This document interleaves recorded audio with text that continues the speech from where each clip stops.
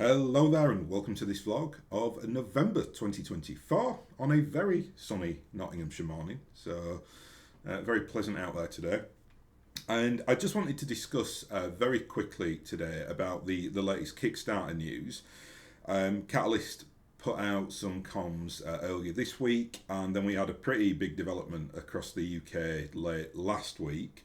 Say late last week, that was the week commencing the 4th of November, and I think we got news on the 8th of November, and then Catalyst dropped an update 2 days ago. So we're now on the 14th of November, just to put that in context.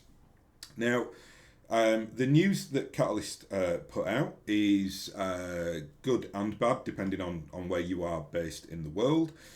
Another factor as well, now I will talk about this before we get into the actual news today, is I really appreciate the fact that Catalyst, I think, have stepped up their comms technique. It's now very, very matter of fact. They're doing like weekly updates on it. Even if you don't like what they have to say, they at least now are like, they've got rid of all the hyperbole and the marketing fluff and everything else, and it's just like, these are the locations, this is when we think shipping will begin, this is when you'll potentially get your order, you know, that kind of comms. I'm really glad they've done that. It's quite late in the day, honestly. Like I would have advised that they did that from the get-go. I think they took a lot of heat for just like meandering around the point or not putting any communications out. And even if they didn't know, the fact that they didn't know is still news and keeps people in the loop. And I've said this before on the channel, like, you are always going to get a minority of people who complain and kick off and are vicious about it, right? So we'll go and troll you and do online hate threads on Reddit. But fortunately, the vast majority of people will either complain in person to the company or the entity that they've got the issue with, or they will just kind of take my approach, which is, yeah, life's too short, just move on. So yeah, it's always, there's always going to be a vocal minority. Even if they got it absolutely perfect, there will still be people out there criticizing them. So you have to accept that you're going to get some heat. I think to some extent as well, that's always been a problem for Catalyst, because I don't feel like they deal with the heat very well. Like, they tend to go a little bit like turtle in shell. I think in my approach would be to be more proactive on it and to just like face it up front. And I feel sometimes like, you know, I don't think they've ever really learned that lesson. I think I did a video about this once. I do know people that have worked at Catalyst previously who really enjoyed it there, by the way. They weren't like disgruntled employees. Who said that there was a very like regimented like military structure to the organisation, which helps in regards some elements of what they're doing. Like, I'm sure that helps with like mech design and like final say on the products and things like that. But it probably really doesn't help you in a situation where you need like key people across your business taking initiative and doing what they need to do to make it work. Which, if you work in like a professional services environment, is expected, right? Like, my particular job, for instance, if something goes wrong, I have to deal with it. I don't sit back and wait for the issue to transpire. I don't go to my boss and complain about it. I proactively have to get in front of it to fix it.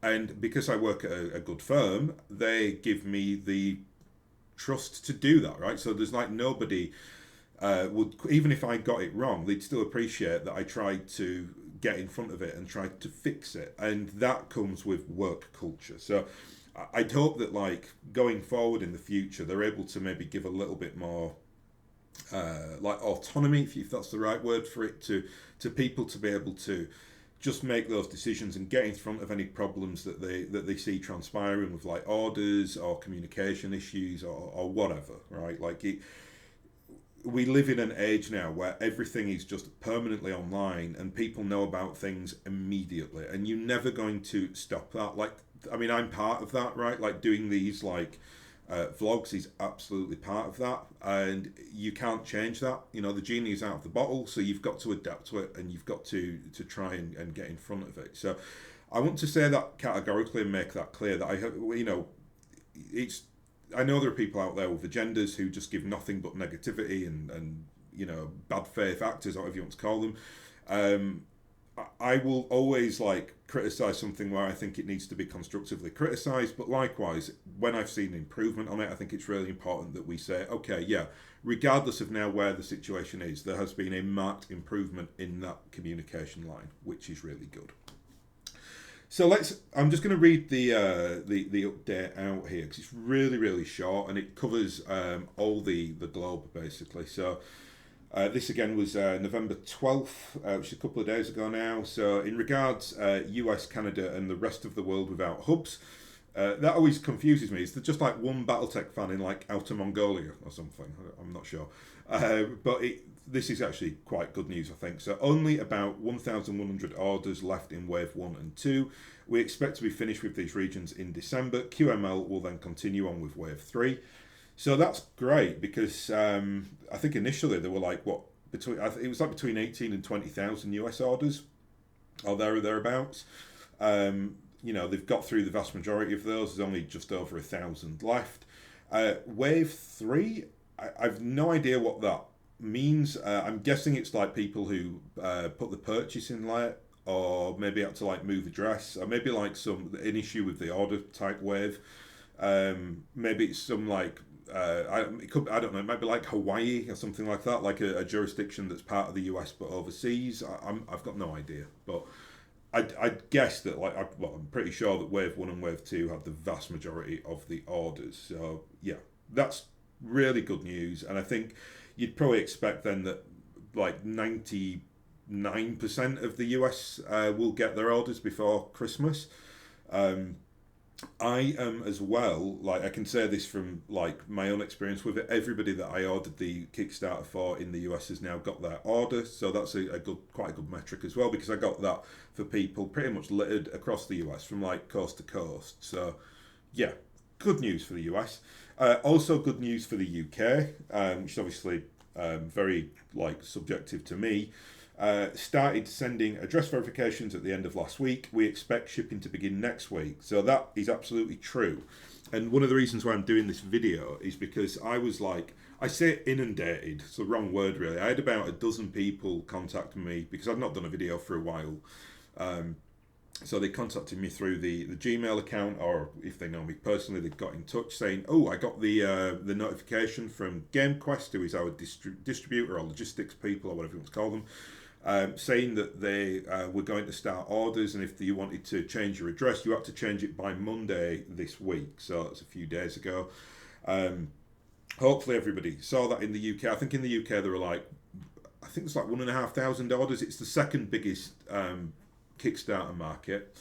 So yeah, that was welcome news as well. Now, going on this update here, which was a couple of days ago, they said that shipping will begin next week. So hopefully, just looking at the calendar, we should start seeing shipping take place from the 18th of November onwards. Obviously, it's not a massive project, I'm guessing, for them, because it's 1,500 or thereabouts orders. That's obviously a lot of work. I'm not saying it's easy, but it's not like the US 20,000 orders, which just takes obviously months and months to go through.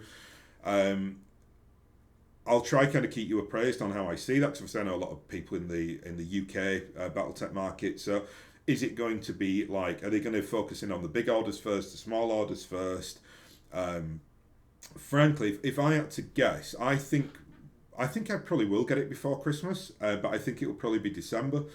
Maybe beginning mid-December, something like that, which I'd be absolutely delighted with, because I was just absolutely convinced that I wouldn't get this before Christmas, which again I was completely at peace with. But it's nice that I can get it then, and I've got the Conan Kickstarter as well coming in, which it's due in January, and we've had comms saying that it is on time. But it's Kickstarter, right? And I think if there's any lesson to learn from Kickstarter, it's that they don't come for at least 3 months before they're advertised. But again, that's just the nature of the beast. So yeah, for the UK, really quite good news there. EU, slightly less good news, but not terrible. Ship is still in transit. We expect word of arrival in the next week or two. I believe, and someone correct me if I'm wrong on this, but is the EU hub in Hamburg? That would make sense on the grounds that Germany is their third biggest market, I believe, after the UK, after the US and UK. And excuse me, Hamburg is obviously a huge port city. I've been to Hamburg many times. They've got very impressive docks, so it would make sense if they do the shipping into there. In regards though, like the expectation there, I mean, let's just say if they've said the ship is still in transit and we expect it to arrive in the next week or two, it's probably two.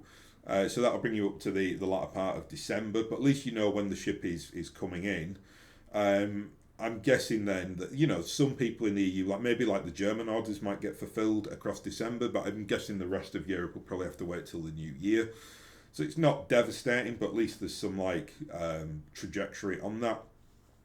Asia is good news. So Asia packing orders has begun. So the ship is there and they've started. So they're, I think, in front of even the UK there. So fingers crossed, people across Asia start getting it. Or getting the BattleTech orders in over the next like several weeks, a few weeks. As well, it's slightly different for Asia in some respects in regards to the timetable because there's no Christmas, so to speak. Like here, Christmas has a massive, you know, in the West, the Christmas has a big bearing on logistics and posting and things like that. In Asia, you're still there in Asia as well in some countries, but less so. It's not like, you know, the big events for them obviously are things like Chinese New Year. That always causes like huge like delays in, especially if you've worked in my field. Like, you know, I work for law firms that have got like big like offices in like Hong Kong or Beijing, and it just closes their country down, much like Christmas does over here. So good news for Asia. Although, you know, I suppose technically now we're getting onto the bad news, and this is, I suppose technically, you know, I mean, it depends how you see Australia, right?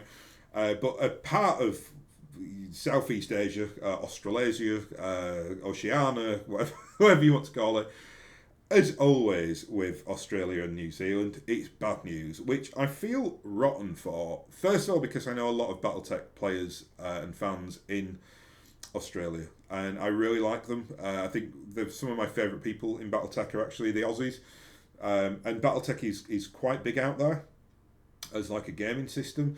And I just hate the fact that they just constantly get the horrible end of the stick. It upsets me. I wish that I could change that for you. I don't know why it is so, but if you are involved in any of within our hobby, whether it's Games Workshop stuff or things, you know, like CGL, it always seems like there are problems in terms of shipping costs, delivery, logistics, pricing. You always get a raw deal. So I do have a lot of empathy for that, and it's kind of a miracle, I think, that there is still a hobby in Australia given how rotten you get treated. And I'm not talking about the firms per se. You know, I'm sure that, you know, CGLC Australia is a really buoyant, prominent market. It's everything surrounding it. Like the ships always seem to be delayed. You know, the cost of things, which that is, I suppose, down to the company. And this is more a Games Workshop thing where they'll just absolutely fleece you.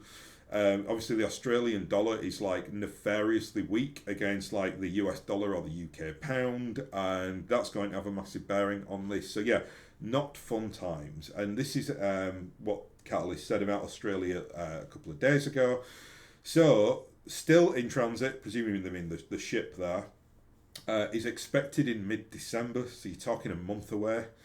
Reminder from the previous update that the distributor will not be able to begin working on these orders until January.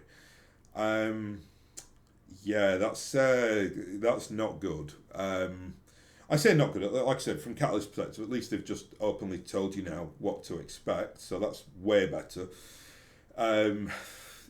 Yeah, I just feel so bad about this because, like, so let's say mid-December, we can pretty much categorically say that the ship is going to pull into port on like the 20th of December, right? And then the distributor have basically said, yeah, it's probably going to, I mean, if the distributor have basically said, we can't start this because it's going to be too close to Christmas, that's a good, like, you know, like idea of where this is going to pull in. It's not going to be the start of December, it's not going to be like the 15th of December, it's probably going to be like around the 20th. Obviously, whoever the distributor is, they've probably just said like this is. It will be. I'm guessing the Aussies bought hundreds, if not thousands, of of Kickstarters between them for this Kickstarter. So, it's a pretty big project, and they probably just decided we can't touch this before the new year. Again, Christmas being as it is, which is a real shame because that then delays it for the Aussies and presumably the Kiwis as well. In fact, even more so, because if the hub is in Australia, then it's going to have to ship out to New Zealand. And as my ex-girlfriend was very, very keen on reminding me all the time, New Zealand is as far away from Australia as like Britain is from Moscow. I think people think it's just like one of the where the Scottish Isles are to Scotland or something. Like you can see it from UK. It's a long, long way away. Is New Zealand from anything. So that may cause delays there. Although I don't recall ever coming across Kiwi BattleTech fans. Should say as well, my ex-girlfriend was New Zealander. That's why she reminded me. She wasn't just some weirdo who had that stat in her mind. She was from New Zealand. So, it's one of those situations where, like, I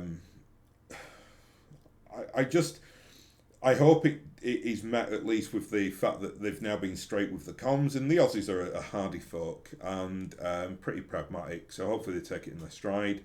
As I would remind you all as well, because I do like giving the Australians some banter, it is summer down there. It's very hot, and there's plenty of sheep to shear. You've got plenty of cricket to play, plenty of shrimps to put on the barbie. Don't worry about it too much. When January, February comes around and your hot Christmas is out of the way, you can have your toys. But it's because it's like this, it's just constant. If anyone is going to get bad news, it's Australia.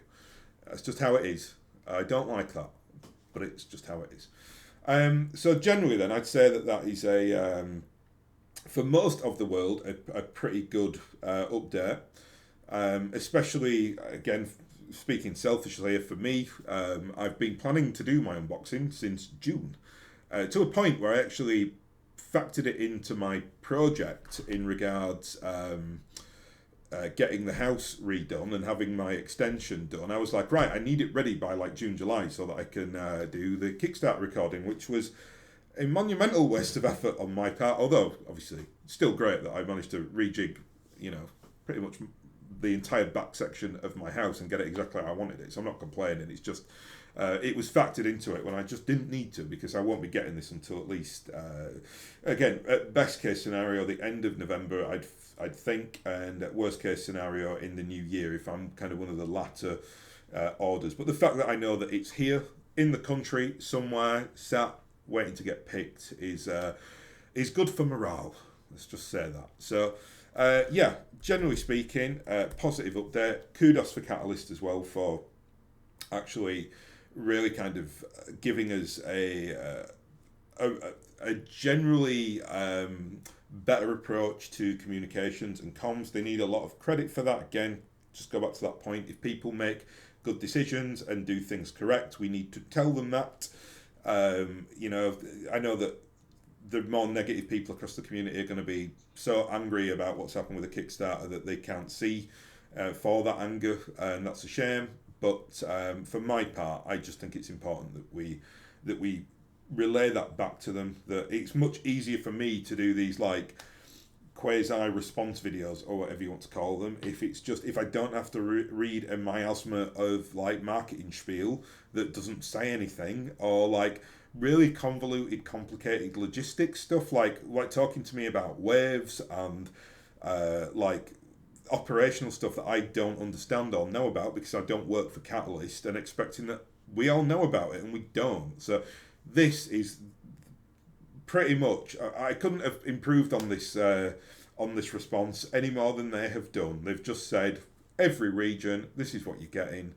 Great. And I think, again, always keep in mind that the bad feeling that is with us now, it will subside. Like, it might take a little while, and I'd be pretty optimistic that it's not done any like major collateral damage to the brand. The people that don't like Catalyst are going to continue to not like them.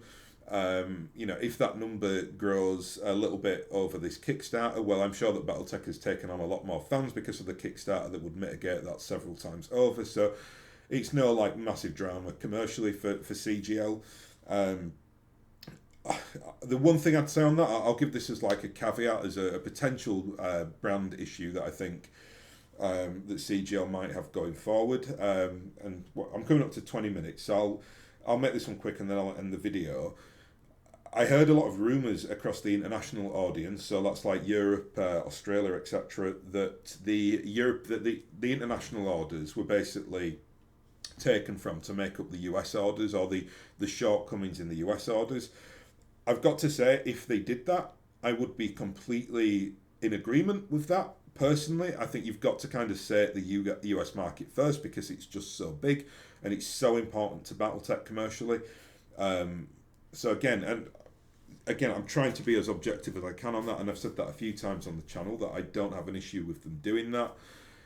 The issue is, though, I'm probably in a minority on that, because I think a lot of the international audience will just feel like, well, the US are just being prioritised at our expense. That can cause quite bad, what I would perceive as like growth damage to BattleTech, because, excuse me, I think in general, like BattleTech is, even though the US is the biggest market and it's growing, I would consider the trajectory of growth to be presumably much bigger in like the UK and some of the continental markets, maybe like France and Spain. Now, for a company, you need that growth to continue to succeed. And I think, I don't know this for sure, I'm just looking at it in terms of like how many, say like Kickstarters the UK has purchased, and that a lot of my audience is actually UK based, which does make sense given that most people across the world won't understand me. So, I can imagine that, and I do know a lot of people in obviously the UK BattleTech scene, and that scene is growing, and that growth is on a positive trajectory. So, I'd hope that any kind of collateral damage coming out of this will be either mitigated, not too bad, or forgotten about. That was certainly what happened with the Kickstarter for the clans. Like, there was some bad feeling over that. And then they did another Kickstarter a couple of years later, and not only did people forget it, they just blew the figure out of the water for what they were expecting in terms of the amount of finance that they got on it. So these things are usually short term. I don't worry about them too much in terms of the BattleTech IP. I think from my part specifically, I have felt slightly jaded by the whole situation in terms of the Kickstarter. Partly because of the comms, a lot of it because all my plans were scuppered on all the recording that I was planning on doing, not just with me, but with DFA as well. So it's not been a great time, and I think I said it in the last video when I kind of did that video on like that I was all BattleTech out, or whatever clickbaity title I gave it. I don't think that's unhealthy, actually. I think it's sometimes really useful to kind of step back from things like this, because when I do get the Kickstarter and then I'm in my extension doing the unboxing, which I'm really like excited to do, as sad as that sounds, and no one's going to watch it because there's been like 100 unboxings already. The only kind of unique thing that I have on it is that it's so big. Like, I've seen people do unboxings and it's for like like the company level, and some are a bit bigger than that. I think I'll be unboxing one regiment and 3 or 4 battalions. So it's going to be a hefty amount, and there's going to be like dozens of like salvage packs in there, which I can kind of, like thread into to the unboxing somehow. So, it's when I get it, I know that all the kind of frustration, the animosity will be gone. We'll then go into a new year. I can then kind of start to plan my agenda again and start kind of getting back in the fold. And I honestly think like it is good to take that step back sometimes and reassess it. I did have plans for what I wanted to do, but I think, again, if I can really galvanise myself when that Kickstarter comes, I'm hoping that those plans will be then benefited by it, so that the content that I'm doing, all the content that I've got planned over the next, well, it'll be like year when I get the Kickstarter, will be pretty good, actually. I'm really looking forward to do that. Just need the thing, that's what I need. So yeah, I'm feeling very optimistic. I think with this and me just playing through MechWarrior 5, which I just did a cheeky little review of, feel like it's come back a little bit, right? Like a couple of months ago, it was just constant like bad news after bad news, or frustration, or people, like trolling or being annoying or whatever else. And I accept that as part of this community. We're dealing, and I speak as a fellow geek. right? We can be a very troublesome, weird crowd. I can, for sure. I mean, I don't deny that. I can be a bit of a pain in the backside, and pretty like over bearing and over emotional on things. That's pretty much standard if you are of a geeky disposition. I think we tend to be very passionate. I'm lucky because I'm able to communicate, so I don't have to like sit at home like keyboard warrioring. I can just do one of these vlogs and speak quite matter of fact about it. Some people though unfortunately can't do that and just have to create a hate thread on Reddit. So good luck to them. So yeah, there you are. Generally good news. Generally in a good place. Long may this good news continue. In terms of my content then, in terms of scheduling over the next several weeks before Christmas, I would guess that the next video that I'll do in terms of like tabletop stuff will be the unboxing. So you might only see like one or two more videos from me before Christmas. I will then, when I get back in the new year, and my like job goes slightly mad up to January, February, so I might give myself a little bit of an extended break, and in any of the downtime that I do, I might just kind of focus on painting the different like companies or battalions that I've got to do. And then with the hope, when it gets to spring and I've got my nice extension now with all the conservatory windows, and then I can start really doing some testing on recording. I did it as a test with the Wilson Cesars and I wasn't exactly happy with it, so I might actually at some point delete that video and redo it and like rethink the format and how I operate that, because what I don't want to do, I'm so like determined not to edit videos because I just don't get time. It could be though, if I take it that seriously, I might go and try and find an editor. In fact, if anybody knows somebody who edits BattleTech videos, I really want to keep it in the community. I was going to say something really arrogant then. I'm not short of funds, let's say that. So obviously I'll pay for it. Obviously I'll pay for it. But what I'm saying is like I'll look after that person. You can ask any artist or person in the community that I like. I do look after people where I can. So, and especially if they're doing me a good turn, I will certainly look after them, like financially. So, if you know anyone that's a good option for that, please like just drop them let me go and scope them out.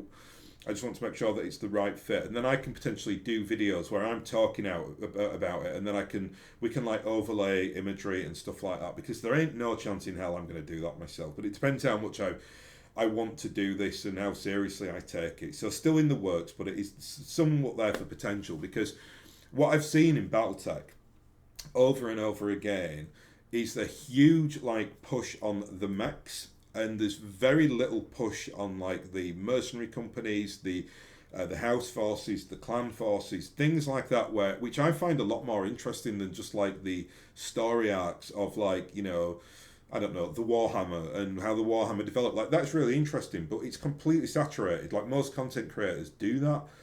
I really don't want to do that. You know, that's one thing that really drew me to DFA, is that Aaron had created the BattleTech program, which I thought was a wonderful way to kind of drill down into data around a particular mech. I, though, really want to kind of focus in on the forces, the painting of the forces, the developing of the forces, and talk about the lore of the forces as is. And there are some content creators that do that, but it's generally people that just like read off of Sana. And as you know, I don't script at all. I have never ever done a scripted video. I just talk from the hip. So, and you know, I think, you know, I don't want to sound like conceited with this, but if you're lucky enough to do that, you should do, because it's a much more approachable way to do it. Scripting is really for people who can't just speak on their feet. You know, which again, that's no reflection of somebody's like character. It's just some people are good at some things. Like, I would refuse to edit, but I can do these vlogs. Some people are brilliant at editing, but could never do a vlog like this because they just wouldn't have the. I don't know. I mean, well, I can speak for England, right? I mean, I get like people laugh at me in like my friend base and family and work, and I think it's like, oh my God, will you shut up? But I've just always been a good talker, so I'm lucky enough to do that, and I think that's a really nice skill to have. But if I really want to do this properly, so if I want to kind of go into, and I'll give you an example of a content creator that I have a great respect for is MechFrog. MechFrog, I think, does wonderful videos, and he is the perfect package. Guy can talk, he's really reasonable, he's a lovely human being, and he does like great like edited videos, and I'm like, that's the content creator that I wish I could be, but I never could be. And I have so much respect, and I love seeing like MechFrog develop and grow, even though, you know, I don't know MechFrog per se, like personally very well, but I do have like incredible levels of respect for the guy. I think he is such a bonus to the community in general, and I just love his style and how he does things. I can potentially do that on the verbal front. Like I don't need to script, so I can kind of just talk. And I know my law, but I need help with the kind of the intrinsic mechanics of what I would like this channel to become, even at a very small level. And I've said this multiple times. I never want this channel to get big. I want it just to be like a core focused like BattleTech aficionados who I can have like good conversations with, and we can like learn off each other, and I can act as a bit of a hub for the respectable commentary that most people engage with on YouTube. I've now as well, like, you know, I know that you hear a lot of people saying things like, oh, you know, YouTube, it's like a trash fire in the comment section. I actually couldn't disagree with that anymore. I think social media, I mean, like, I had somebody made me laugh the other day. They put on my comments that I'd been kicked off of Twitter. I was never ever kicked off of Twitter. I just refused to use that platform. I got to a point where I was winding myself up on there because I was getting trolled a lot, which is, I deal with trolls by trolling back, right? And I can be pretty prickly, especially on like social media platforms with like keyboard warriors, because I think like, no, I'm not just going to let this little jabroni like shout me down. Like, I'm going to go for the jugular. I'm not going to sit back and cry about it or moan. I'm just going to tell them how pathetic they are. But watching the absolute open sewer that Twitter has become, I refuse to engage with it. Like, I literally just want nothing at all to do with the platform. I don't want to add my voice to it. I don't want to add to that platform. As far as I'm concerned, it's now just a hate platform. And we should all, you know, if you respect people's like human dignity and not being able to just go on there and bully and troll people, just come off there. I found the same with Facebook several years ago. I think Facebook's a really despicable platform as well. YouTube though, like I was watching some like YouTube short videos recently, and I always try to keep up with YouTube in terms of the, you know, what people are doing, and especially like young people on there. And it was like I was watching a young person on there doing a video on like an issue with work, something like that, and by overall, the positivity on their like commentary section was incredible. Like, people were like really supportive of it. If you put that same video out on like Facebook, you'd have like every Karen and right-wing nut job talking about snowflakes, or what else these weirdos talk about, woke culture. And like, YouTube has now become the only platform that I actually want to engage with, and I can like anecdotally tell you from my experience on here, which is, you know, granted a very small YouTuber, but I don't even like using that expression. I'm not a YouTuber. I'm just a BattleTech fan who makes YouTube videos. But like, I've said this multiple times. Like, and you might not, even just you commenting on here, and I'm not going to list you all off because you know who you are. Like, I see the comment from them, and it's usually a really nice comment, or and I'm not talking about me per se. It's just something that like really like he's really positive about the community, or an area of the law that I'd like not thought about, or something like that. It's really, really pleasant place, and that's why I'm quite protective of it, and that's why I just want to kind of move over to here, because, and I know it's quite selfish because it's just my platform.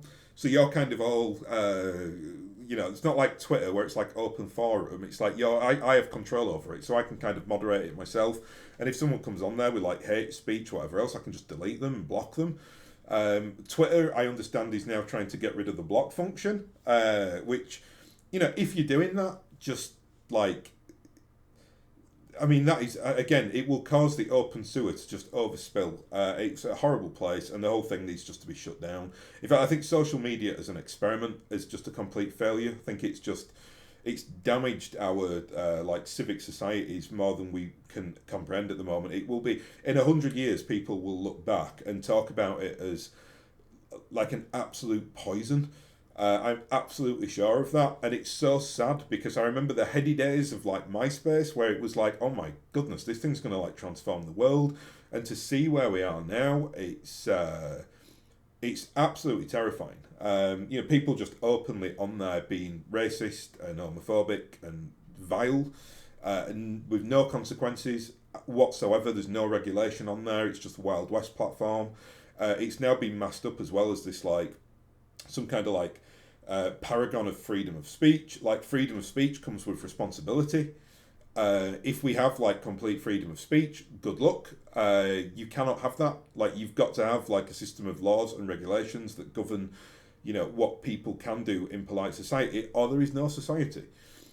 Some people might like that. Some sociopaths actually like that, and they're the people that have now got the voice. So well done, social media. You've given like every retrobate scumbag on the planet a voice to break down the fabric of society.